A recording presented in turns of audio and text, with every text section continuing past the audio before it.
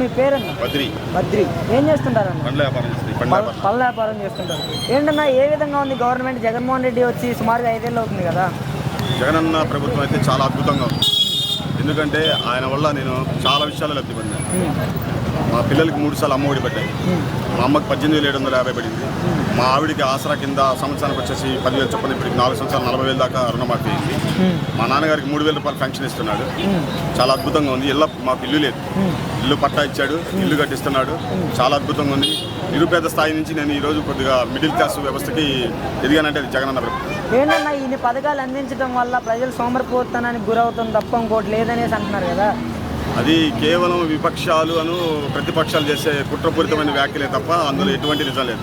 యాక్చువల్గా ఎందుకంటే నేను ఈ పండ్ల వ్యాపారాన్ని రోజుకు సగటున 500 లేదా 600 రూపాయలు సంపాదిస్తాను. అయితే నాకు సడన్గా హార్ట్ అటాక్ వచ్చింది మే 21వ తారీఖు. నాకు వచ్చిన సమయంలో తెల్లవారుజామున 3:30 వస్తే నన్ను ఇమీడియట్గా హాస్పిటల్ తీసుకెళ్ళాను. లక్షలు పెట్టేసి హాస్పిటల్ ఆపరేషన్ చేసే పరిస్థితి లేదు. నాకు బైపాస్ సర్జరీ చేశారు డాక్టర్ వైఎస్ రాజశేఖర రెడ్డి గారి. ఎప్పుడు ఆయన ప్రవేశపెట్టిన ఆ పథకం ఇవాళ జగన్మోహన్ రెడ్డి ప్రవేశపెట్టుకోలేదండి. నాకు ఇప్పటికి చేసి ఇది 6వ నెల. 3,50,000 రూపాయలు జగనన్న ఇవ్వబట్టి ఇవాళ నేను బతికి మళ్ళీ వ్యాపారం చేయగలుగుతాను. ఇవాళ నా భార్య పిల్లలు క్షేమంగా సంతోషంగా ఉన్నారంటే కారణం జగనన్న. కాదన్నా మరి ఇప్పుడు చంద్రబాబు నాయుడు పవన్ కళ్యాణ్ ఏదైతే పొత్తుందో ఈ పొత్తు వల్ల ఏ విధంగా ఉండబోతుంది? ఆ జగనన్న ఈ ప్రభుత్వం చాలా అద్భుతంగా ఉండటానికి వీళ్ళు ప్రతిపక్షాలు అనేవి అనేక కుట్రపూరితమైన వ్యాఖ్యలు చేస్తుంటాయండి. ఆయన సక్రమంగా పరిపాలన చేసి ఉంటే 14 సంవత్సరాలు సీఎం చేశాను, 30 సంవత్సరాలు 40 సంవత్సరాల అనుభవం ఉంది అంటాడు. ఆయన ఏం చేయగలిగాడు చెప్పండి?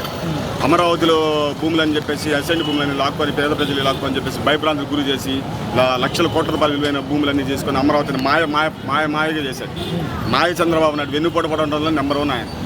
ఫైనల్గా జగన్మోహన్ రెడ్డి గారికి 170 స్థానాల్లో ఎన్ని స్థానాల దాకా రావచ్చు?